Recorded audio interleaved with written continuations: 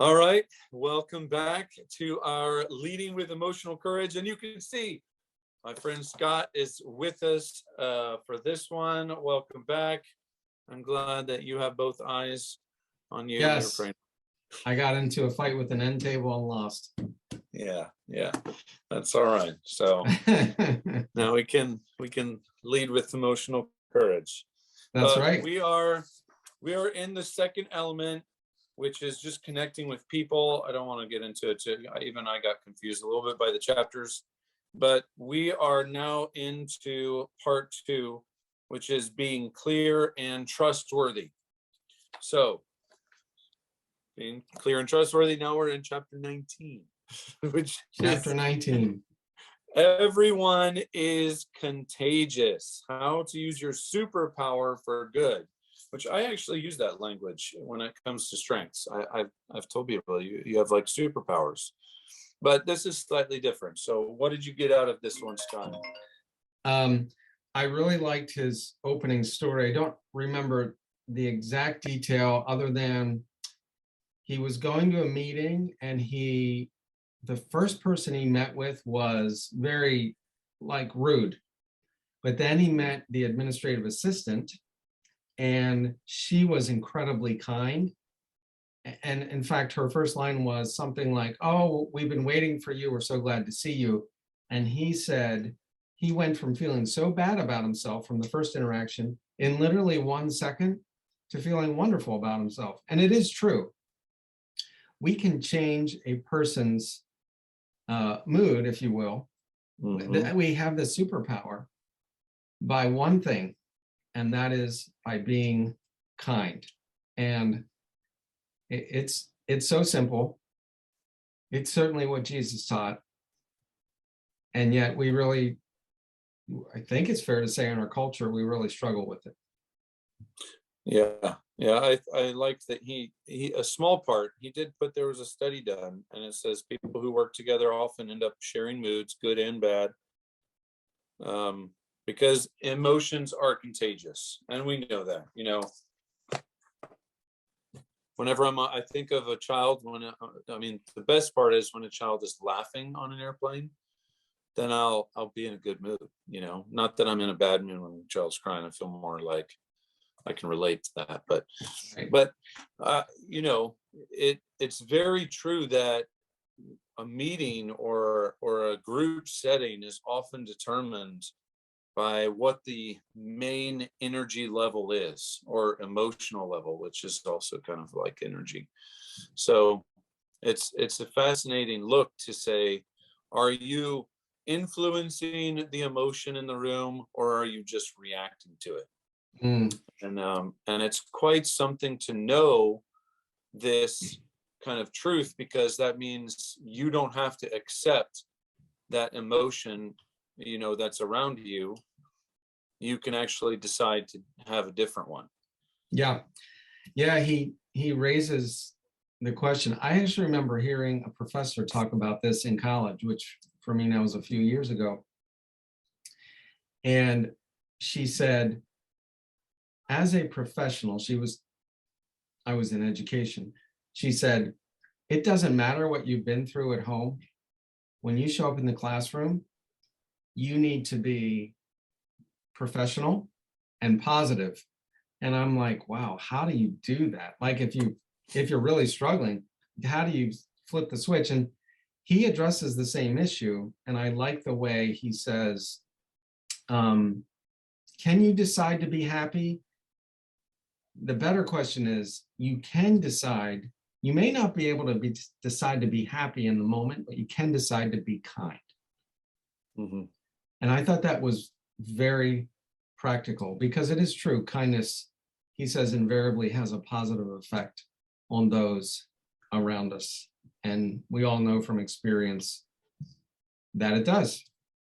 Mm-hmm. So we are contagious, and we want to use that superpower for good. Mm-hmm. Right, because he talks about the fact that also it does affect a lot of things. Your mood affects your work, it affects your conversations, It affects, frankly, how well you are able to connect with others. Obviously, someone who is just really angry is not connecting with anyone. Someone who is more kind can at least be connected with someone um, who has chosen other emotions for themselves. Creates a what do you call it? Maybe a spectrum of how well connected you can be to someone else. Not to say that when you are in grief you can't be connected, but there are certain emotions that will help you connect, and some that definitely you end up being more defensive or offensive. Absolutely. Yep. Yeah. Well, All that right. takes us then to chapter 20, which is Yeah. use fear, which we all feel from time to time, maybe on a daily basis. Use fear as a guide, how to talk about what you most dread. Right. So anything stand out to you in this chapter? Yeah, I think, we don't like fear. I would say, in fact, even more than hatred, it's probably the most opposite, in my opinion, to, well, maybe even scriptural. He hasn't given us a spirit of fear, but of love. And so, Power and discipline. what's that? Love, power, discipline. Yep. Right. So I do think it's one of the most base forms of emotion that we try to avoid. It's the one that we try to control, and I think it's good to have this is an emotional intelligence of just knowing when fear is starting to come up first, and why it's starting to come up. Because in this particular case, he's basically saying, if you're fearing a certain conversation, then it's very possible that is the one that you should have next. Now, maybe, of course, there's a sequence to that, obviously, a process, or like in CR, maybe check to make sure you're not going to hurt the other person. Yeah. But it means, if you're fearing it, then there's something going on inside of you. Maybe someone hurt you, or maybe you're just fearing what might sound hurtful to another person, even if you're meaning it in a kind way, like constructive criticism, or getting feedback, that kind of thing. So I think it's very well thought out to say, okay, I'm fearing this. How do I make a plan to do this? Obviously, we're very much led by emotions, but we can plan for it, and just like in emotional intelligence, you can go through some breathing exercises to bring yourself to that moment, which is why it's called leading with emotional courage. Because it doesn't mean that you don't have fear. It just means that even if fear is present, you're choosing to still have that necessary conversation. Yeah. Then he gives some specific advice about how to do that. Yeah, that's right. He says, we all have suspicions, right? I think we make assumptions. Yeah. Now we may realize we have assumptions, and if pressed, we might say, well, I don't know this for sure, but this is what it feels like to me is happening with this other person. And he says it this way: raising your suspicions about someone's negative motivations is always a bad idea. So he said, instead, use the fear as, I love this, use the fear as a catalyst to have the conversation. Like if you're dreading a conversation, that's probably the indicator you need to have it. But then he said, when you have it, focus on the facts. Don't dive into their motivations. He said that's almost always a bad, like, Nathan, you did this and it hurt me, and I'm pretty sure you did it because of this. I don't know that. Yeah, because right, the accusation will cause the other person to become defensive automatically. Absolutely. which means it's already going to be now me against them, right? Yes. Yep. So he said that fear, how do you deal with it? He gives 4 quick ways. He says, notice it, understand the underlying problem. Like when you talk about it, notice it, and then when you talk about it, try and understand it from their point of view. Again, the reminder, talk about the problem, not your own fear, and then together try and fix the problem. So a very simple way to, and then he encourages something that I like to do sometimes in counseling, and that is role play the conversation. If I'm dreading a conversation, I could pull you, Nathan, into the room and say, I need to have this conversation with somebody. Can I practice having it with you? And I don't know how that sounds, but man, that's really helpful. Yeah. You had also mentioned, I think it's a good point, another author, Brene Brown. Why don't you share that point too? Because it's very relevant. And I think that that's kind of my preference too. Yeah, the language that we use is really important.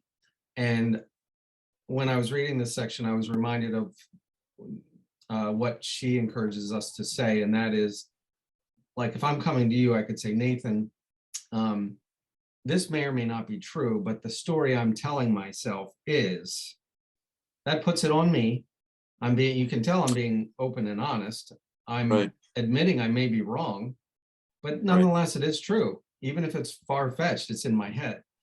But it does leave room for an openness.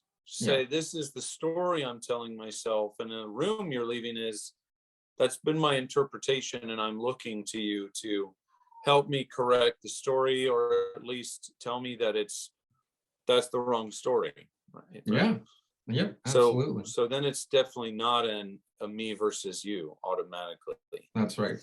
You're not assuming you have the whole story. So that's right. Okay. All right. Which does kind of lead us into chapter 21. Because he's saying, let fear kind of prompt you to have that conversation. This is about leading with the punchline, starting a conversation. Yes. So here he encourages us to give the decision, or what he calls the punchline, first. And I am not good at this. Yeah. I'm aware that I tend to set the stage because maybe it's the teacher in me. Maybe it's the harmony in me. I like people to know why I've made the decision I have, or have the opinion I do. And so I feel like if I can set the stage, that smooths the path towards harmony. And that doesn't always work. And so he says the opposite. He said, lead with the punchline. And this was really helpful. He said, he almost always overestimates how hard it is for the person to hear what he's about to say. Yeah. And I do the same thing. I imagine their response to be the worst. And that's really it's not true, it's not fair, it's not accurate. And so don't imagine that their response is going to be the worst. It's the story we begin to tell ourselves. Oh, I expect, or I assume this person is going to react negatively. So I'm going to just sort of build up my defenses so I don't get hurt, because I'm assuming that the other person's going, it kind of, and we build ourselves up to that, boiling over point. And come to find out, in his story, the person actually didn't take it as bad as he thought she would. But it just means, I'm also that way, but I do have to remember that other people can't sit there and know what I'm thinking. In fact, most of the time they don't. And it's really just me. The line that I highlighted most was, I was afraid of the cringe moment, where I have to actually say a very specific line that I am cringing about actually letting come out of my mouth, even if I feel like it's a loving thing, or or a challenge, a loving challenge thing.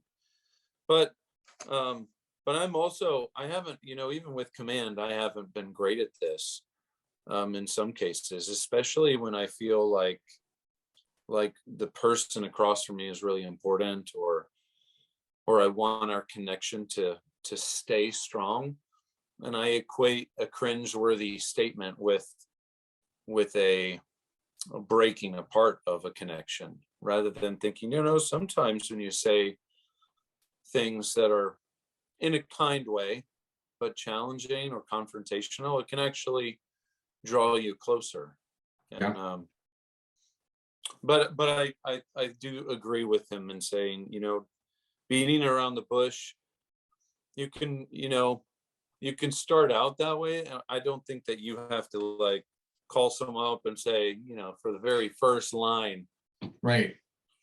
Scott, you hurt me, and you're like, like, Right. it's it's the first thing I said to you all day. But I do think, getting to the point is important, because otherwise it creates confusion, and confusion leads to just uncertainty, and then uncertainty can and you're basically building the person up in the wrong direction. So that's right. Good point. So I think it's a good point. Yep. Okay, so next time we will pick it up by reviewing chapters 22, 23, and 24, and that will end element 2, I believe, and that will take us on to element 3. And again, we're working through Peter Bregman's book, Leading with Emotional Courage. Great read, a lot of good stuff, practical, easy to understand, short chapters. I'm really enjoying this book, and hopefully you will too. All right, it's great to have you back, Scott, and we'll see you next time. See you next time. Thank you.